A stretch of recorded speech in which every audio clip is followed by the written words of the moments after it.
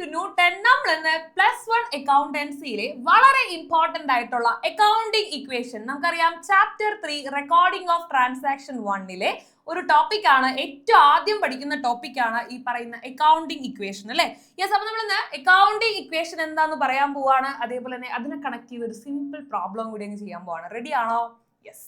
Okay, അപ്പൊ എന്താണ് accounting equation എന്ന് പറഞ്ഞു കഴിഞ്ഞാൽ നമുക്കറിയാം assets equal to liabilities plus capital എന്നുള്ളതാണ് നമ്മുടെ അക്കൗണ്ടിംഗ് ഇക്വേഷൻ അല്ലെ. അസറ്റ്സിനോട് കൂടി ലയബിലിറ്റിയും ക്യാപിറ്റലും കൂടി കൂട്ടുന്ന എമൗണ്ട് ഈക്വൽ ആയിരിക്കണം എന്നുള്ളതാണ് നമ്മൾ ഈ അക്കൗണ്ടിംഗ് ഇക്വേഷനിൽ പഠിച്ച കാര്യം. യെസ്, അപ്പൊ നമുക്ക് അക്കൗണ്ടിംഗ് ഇക്വേഷന്റെ ഒരു പ്രോബ്ലം നോക്കിയാലോ. നോക്കാം. Akhil has the following transaction. അഖിലിന്റെ കുറച്ച് ട്രാൻസാക്ഷൻ ABCD എന്നുള്ള രീതിയിൽ ഒരു 4 ട്രാൻസാക്ഷൻ ആണ് നിങ്ങൾക്ക് തന്നിരിക്കുന്നത്. ഫസ്റ്റ് എല്ലാവരും ഈ ട്രാൻസാക്ഷൻ ഒന്ന് നന്നായിട്ട് വായിച്ചു നോക്കാം.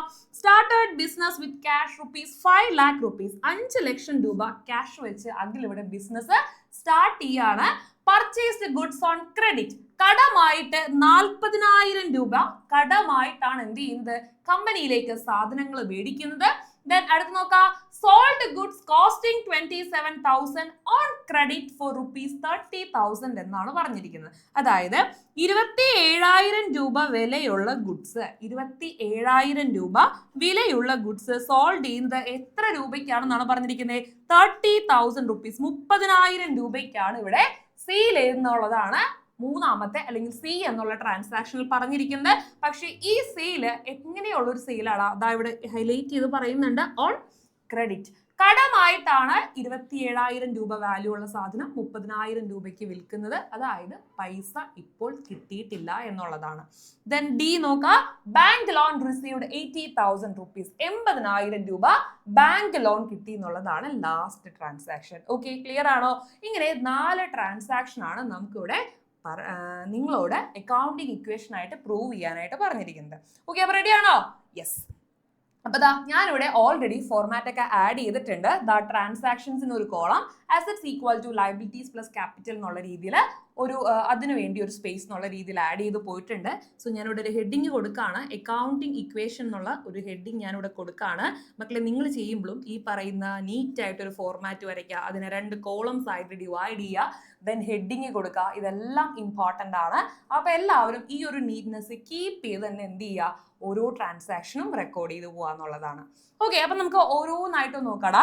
Started business with cash ₹5 lakh എന്നാണ് പറഞ്ഞിരിക്കുന്നത്. 5 ലക്ഷം രൂപ വെച്ച് ബിസിനസ് തുടങ്ങി എന്ന് പറയുമ്പോൾ ഇവിടെ ഏറ്റവും ഷോർട്ടാക്കി ഞാനിവിടെ എഴുതിയിരിക്കുന്നത് സ്റ്റാർട്ടഡ് ബിസിനസ് എന്നാണ്. ഏറ്റവും ഷോർട്ടാക്കി ഇവിടെ എഴുതിയിരിക്കുന്നത്. ചിലപ്പോൾ നിങ്ങൾക്ക് ക്വസ്റ്റ്യനിൽ സ്റ്റാർട്ടഡ് എന്നുള്ള വേർഡിന് പകരം പറയുന്നത് കമൻസ്ഡ് എന്നായിരിക്കും. എന്താണ് കമൻസ്ഡ് എന്ന് പറഞ്ഞു കഴിഞ്ഞാലും ബിസിനസ് തുടങ്ങി എന്നുള്ള മീനിങ് തന്നെയാണ് ഇവിടെ വരുന്നത് കേട്ടോ. Started business or commenced business with cash ₹5 lakh.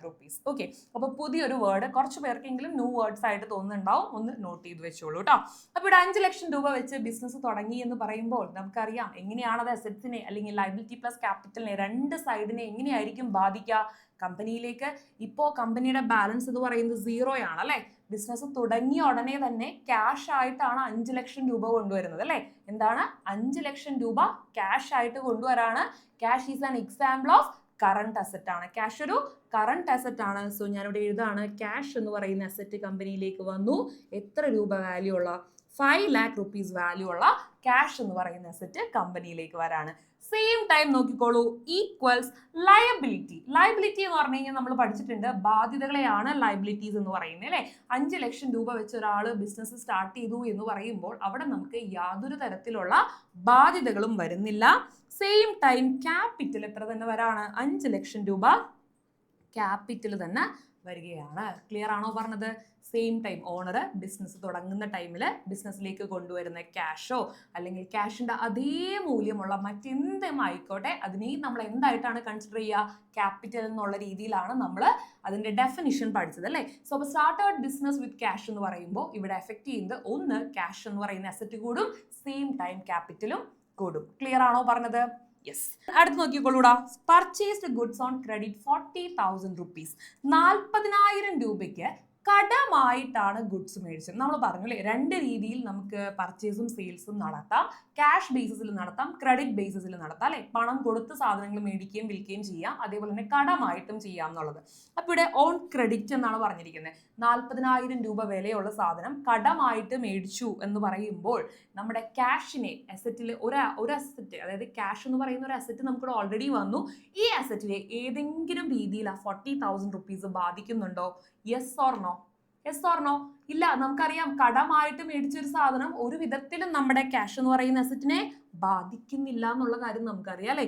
Same time 40,000 രൂപ എന്ന് പറയുന്ന പുതിയൊരു asset, that is equal to stock എന്ന് പറയുന്ന ഒരു അസറ്റ് നമ്മുടെ കമ്പനിയിൽ കൂടി എന്നുള്ളതാണ്. ക്ലിയർ ആണല്ലോ? 40,000 രൂപ വാല്യൂ ഉള്ള സ്റ്റോക്ക് നമ്മുടെ കമ്പനിയിൽ കൂടി, അതും ഒരു കറണ്ട് അസറ്റ് ആയതുകൊണ്ട് നമ്മൾ അസറ്റിന്റെ അണ്ടറിൽ കൊടുത്തിരിക്കുന്നു. ദെൻ നേരെ അടുത്ത സൈഡിലോട്ട് പോവാണ്, ലയബിലിറ്റീസ് പ്ലസ് ക്യാപിറ്റൽ. ലയബിലിറ്റിയിൽ എന്താണ് വരുന്ന ചേഞ്ച്? 40,000 രൂപ വാല്യൂ ഉള്ള ഗുഡ്സ് നമ്മൾ കടമായിട്ടാണ് മേടിക്കുന്നത് അല്ലെ, ക്രെഡിറ്റിനാണ് മേടിക്കുന്നത്. സോ ലയബിലിറ്റി ഇപ്പോൾ 0 അല്ല, നമുക്കൊരു 40,000 രൂപയുടെ ബാധ്യത അവിടെ കൂടി. കാരണം ഈ ഗുഡ്സ് മേടിച്ച പൈസ നമ്മൾ ആ പറഞ്ഞിരിക്കുന്ന ടൈമിൽ എന്ത് ചെയ്യേണ്ട ആവശ്യമുണ്ട്? റിട്ടേൺ തിരിച്ചു കൊടുക്കേണ്ടതായിട്ടുള്ള ആവശ്യമുണ്ടെന്നുള്ളതാണ്. ദെൻ ക്യാപിറ്റല് 0 ആണ്. ഓക്കെ, ദെൻ നമുക്കിതൊന്ന് ന്യൂ ഇക്വേഷൻ, പുതിയൊരു ഇക്വേഷൻ ഇവിടെ ഫോം ചെയ്യാണ്. നമുക്കിതൊന്ന് അഡ്ജസ്റ്റ് ചെയ്യാം. ദ ക്യാഷ് 5 ലക്ഷം രൂപ പ്ലസ് 40,000 രൂപ സ്റ്റോക്ക് വന്നു, that is equal to 40,000 the liability. ഈ ലയബിലിറ്റിയെ നമ്മൾ വിളിക്കുന്ന പേര് ക്രെഡിറ്റർ എന്നാണ് കേട്ടോ. എന്താണ്? ക്രെഡിറ്റർ ആണ് ഈ liability, plus 5 lakh rupees capital. Okay, ഇപ്പൊ നമ്മുടെ അക്കൗണ്ടിങ് ഇക്വേഷൻ സാറ്റിസ്ഫൈഡ് ആണ്. Assets equal to liabilities plus capital എന്നുള്ളത് ക്ലിയർ ആണെന്ന് കരുതുന്നു. യെസ്, ദെൻ അടുത്ത് നോക്കിയാൽ മൂന്നാമത്തെ ട്രാൻസാക്ഷൻ വെരി ഇമ്പോർട്ടന്റ് ആണ്. ഇതേപോലുള്ള ഒരു ക്വസ്റ്റ്യൻ നിങ്ങൾക്ക് എന്തായാലും എക്സാംസിന് വരാറുണ്ട്. സോ നോക്കാം, sold goods costing 27,000 on credit for 30,000. 27,000 രൂപ വാല്യൂ ഉള്ള ഗുഡ്സ് 30,000 രൂപയ്ക്ക് വിറ്റു എന്നാണ് പറയുന്നത്. നോർമലി 27,000 രൂപ വാല്യൂ ഉള്ള ഒരു സാധനം 30,000 രൂപയ്ക്ക് വിറ്റു എന്ന് പറയുമ്പോൾ അവിടെ ഒരു പ്രോഫിറ്റ്, ലാഭമാണ് നമുക്ക് ഉണ്ടാവുന്നത് അല്ലേ. നോർമലി നമ്മളൊന്ന് ചിന്തിച്ചു നോക്കി അറിയാം, ലാഭമാണെന്നുള്ള കാര്യം നമുക്കറിയാം അല്ലെ. സെയിം ഇങ്ങനെ വരുന്ന ട്രാൻസാക്ഷൻ, അതായത് ഒരു ട്രാൻസാക്ഷനിൽ 2 ഫിഗർ വരുന്നതെല്ലാം നമുക്ക് പോസ്റ്റിംഗ് 3 എണ്ണം ഉണ്ടായിരിക്കും. 3 ഇടങ്ങളിൽ പോസ്റ്റ് ചെയ്യേണ്ടതായിട്ടുണ്ടായിരിക്കും. ക്ലിയർ? ഒരു ട്രാൻസാക്ഷനിൽ 2 എമൗണ്ട് വന്നിട്ടുണ്ടെങ്കിൽ അത് നമുക്ക് 3 ഇടങ്ങളിലായിട്ട് പോസ്റ്റ് ചെയ്യേണ്ടതായിട്ടുണ്ടാവും. അപ്പൊ sold goods costing 27,000 at rupees 30,000 എന്നാണ് പറഞ്ഞിരിക്കുന്നത്. 27,000 രൂപ വാല്യൂ ഉള്ള ഗുഡ്സ് വിറ്റു എന്ന് പറയുമ്പോൾ എന്താ സംഭവിക്കുക? ക്യാഷിൽ യാതൊരു ചേഞ്ച് ഇല്ല, കാരണം അവിടെ ക്രെഡിറ്റിനാണ് നടന്നിരിക്കുന്നത്. സെയിം ടൈം നമ്മുടെ കയ്യിൽ ഇപ്പോൾ ഉള്ളത് 40,000 രൂപ സ്റ്റോക്കാണ്. ആ 40,000 നിന്ന് 27,000 രൂപ കുറഞ്ഞില്ലേ? 40,000 നിന്ന് 27,000 രൂപ വാല്യൂ ഉള്ള സ്റ്റോക്ക് കുറഞ്ഞു. അതേപോലെ തന്നെ 30,000 രൂപയുടെ ഡെപ്റ്റേഴ്സ് എന്ന് പറയുന്ന ഒരു അസറ്റ് കൂടി നമുക്ക് കൂടി. കാരണം എന്താ? ഈ സ്റ്റോക്കിന്റെ വാല്യൂ നമുക്ക് കുറച്ച് ദിവസം കഴിയുമ്പോൾ കിട്ടാനുള്ളതാണ് അല്ലെ. ഈ 27,000 രൂപ വാല്യൂ ഉള്ള സാധനം നമ്മൾ 30,000 രൂപയ്ക്ക് വിറ്റപ്പോൾ ആ 30,000 രൂപ നമുക്കൊരു പെർട്ടിക്കുലർ ടൈം കഴിയുമ്പോൾ കിട്ടാനുള്ളതാണ്. സോ അതൊരു കറണ്ട് അസറ്റ് ആണ്. അതുകൊണ്ട് നമ്മൾ ഡെപ്റ്റേഴ്സ് എന്നുള്ള രീതിയിൽ ആ അസറ്റ് ആഡ് ചെയ്തു. സെയിം ടൈം ക്രെഡിറ്റേഴ്സ് നമുക്ക് ചേഞ്ച് ഒന്നുമില്ല, 0 ആണ്. അതേപോലെ ക്യാപിറ്റലിൽ നമുക്കൊരു ചെറിയ ചേഞ്ച് വരുന്നുണ്ട്. കാരണം 27,000 രൂപ വാല്യൂ ഉള്ള സാധനം 30,000 രൂപയ്ക്ക് വിറ്റു എന്ന് പറയുമ്പോൾ 28, 29, 30 എത്ര രൂപ? ഒരു 3,000 രൂപ അവിടെ ലാഭം കിട്ടിയല്ലോ ഇല്ലേ? ഒരു 3,000 രൂപ അവിടെ ലാഭം കിട്ടി. സോ അത് നമ്മളിവിടെ ആഡ് ചെയ്ത് കാണിക്കണം ക്യാപിറ്റലിനോട് കൂടി. പ്രോഫിറ്റ് 3,000 റുപ്പീസ് എന്നുള്ളത്. ഓക്കെ, എഗെയിൻ നമ്മളിവിടെ പുതിയൊരു അക്കൗണ്ടിങ് ഇക്വേഷൻ ഫോം ചെയ്യാണ്. 5 lakh rupees ക്യാഷ് 5 ലക്ഷം രൂപയും പ്ലസ് 40,000 മൈനസ് 27,000 വരുന്നുണ്ട്, ഒരു 13,000 രൂപ വരുന്നുണ്ട്, പ്ലസ് 30,000 ഡെപ്റ്റേഴ്സ് വരുന്നുണ്ട്, that is equal to 40,000 plus 5,03,000 rupees capital വരുന്നുണ്ട്. എഗെയിൻ നമ്മുടെ അക്കൗണ്ടിങ് ഇക്വേഷൻ ഇവിടെ സാറ്റിസ്ഫൈഡ് ആവാണ്. Assets equal to liabilities plus capital എന്നുള്ള രീതിയിൽ. ക്ലിയർ ആണല്ലോ പറഞ്ഞത്? യെസ്. ദെൻ അടുത്ത് നോക്കാം, ബാങ്ക് ലോൺ റിസീവ്ഡ് എന്നാണ് പറഞ്ഞിരിക്കുന്നത്. ഓക്കെ, എന്താണ് ബാങ്ക് ലോൺ റിസീവ്ഡ്? എത്ര രൂപയാണ് ബാങ്ക് ലോൺ ആയിട്ട് കിട്ടിയത്? ബാങ്ക് ലോൺ റിസീവ്ഡ് 80,000 റുപ്പീസ് ആണ്. 80,000 രൂപ ബാങ്ക് ലോൺ ആയിട്ട് കിട്ടി എന്ന് പറയുമ്പോൾ ഇവിടെ നോക്കിയാടാ, നമ്മുടെ കയ്യിലേക്ക് ബാങ്ക് ലോൺ എന്ന് പറഞ്ഞ് അപ്പൊ ഈ ബാങ്ക് ലോൺ 80,000 രൂപ എങ്ങനെയായിരിക്കും നമ്മുടെ അസറ്റ്സിനെയും അതേപോലെ തന്നെ ലയബിലിറ്റി പ്ലസ് ക്യാപിറ്റലിനെയും അഫക്ട് ചെയ്യുന്നത് നമുക്ക് നോക്കിയാലോ. യെസ്, അപ്പൊ 80,000 രൂപ നമ്മുടെ കയ്യിലേക്ക് വരുമ്പോൾ ഇപ്പൊ നമ്മുടെ കയ്യിലുള്ള ക്യാഷ് 5 ലക്ഷം രൂപയാണ് ഇപ്പൊ നമ്മുടെ കയ്യിലിരിക്കുന്ന ക്യാഷ് അല്ലേ. സെയിം ടൈം 80,000 രൂപ ലോൺ കിട്ടുമ്പോൾ നമ്മുടെ കയ്യിൽ ക്യാഷ് 80,000 രൂപ കൂടി അല്ലെ. കറന്റ്ലി നമുക്കതൊരു ബാധ്യതയാണ്, എന്നിരുന്നാലും ക്യാഷിൽ ഇപ്പോൾ ഒരു 80,000 രൂപ കൂടി. സെയിം ടൈം ഞാൻ ചോദിക്കട്ടെ, സ്റ്റോക്കിന് എന്തെങ്കിലും ചേഞ്ച് ഉണ്ടോ? സ്റ്റോക്കിനെ അത് യാതൊരു വിധത്തിലും ബാധിക്കുന്നില്ല. അതേപോലെ തന്നെ ഡെപ്റ്റേഴ്സിനെയും അത് യാതൊരു വിധത്തിലും ബാധിക്കുന്നില്ല. ദാറ്റ് ഈസ് ഈക്വൽ ടു ക്രെഡിറ്റേഴ്സിന്റെ കൂടെ, അതായത് ഓൾറെഡി നമുക്കൊരു 40,000 രൂപ ലയബിലിറ്റി ബാധ്യതയുണ്ട്, നേരത്തെ ഗുഡ്സ് മേടിച്ചത്. അത് കൂടാതെ എന്ത് ചെയ്യാണ്, ഒരു 80,000 രൂപ ബാങ്ക് ലോൺ കൂടി നമുക്കിവിടെ ലയബിലിറ്റി വരാണ്. ഞാൻ ഇവിടെ എഴുതാണ്, ബാങ്ക് ലോൺ എന്നുള്ളൊരു ലയബിലിറ്റി കൂടി നമുക്കിവിടെ വരാണ്. ക്ലിയർ? ദെൻ ക്യാപിറ്റലില് യാതൊരുവിധ ചേഞ്ച് ഒന്നും വരുന്നില്ല. അപ്പൊ ബാങ്ക് ലോൺ വരുമ്പോൾ അത് എഫക്ട് ചെയ്യുന്നത് ഒന്ന് ക്യാഷിനെയും ഒന്ന് ലയബിലിറ്റിയുമാണ്. ക്ലിയർ ആണല്ലോ പറഞ്ഞത്? യെസ്, അങ്ങനെയാണെങ്കിൽ വേഗം എല്ലാവരും ഒന്ന് കമ്പ്യൂട്ട് ചെയ്ത് വീഡിയോ ഒന്ന് പോസ് ചെയ്ത് വെച്ചിട്ട് എങ്ങനെയായിരിക്കും ന്യൂ അക്കൗണ്ടിങ് ഇക്വേഷൻ വരുന്നത് എന്നുള്ളത് വേഗം എല്ലാവരും ഒന്ന് കമ്പ്യൂട്ട് ചെയ്യുക. യെസ്, നോക്കിക്കോളൂ.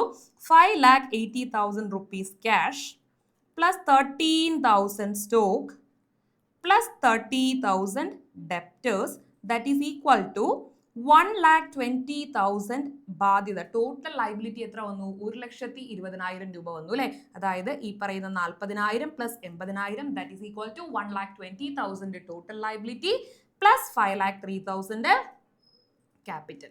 Okay, yes. അപ്പൊ അങ്ങനെയാണ് നമ്മുടെ ന്യൂ അക്കൗണ്ടിങ് ഇക്വേഷൻ വന്നിരിക്കുന്നത്. നോക്കിക്കഴിഞ്ഞാൽ നമുക്കറിയാം assets equal to liabilities plus capital എന്നുള്ള രീതിയിൽ അക്കൗണ്ടിങ് ഇക്വേഷൻ ഇവിടെ സാറ്റിസ്ഫൈഡ് ആണ്.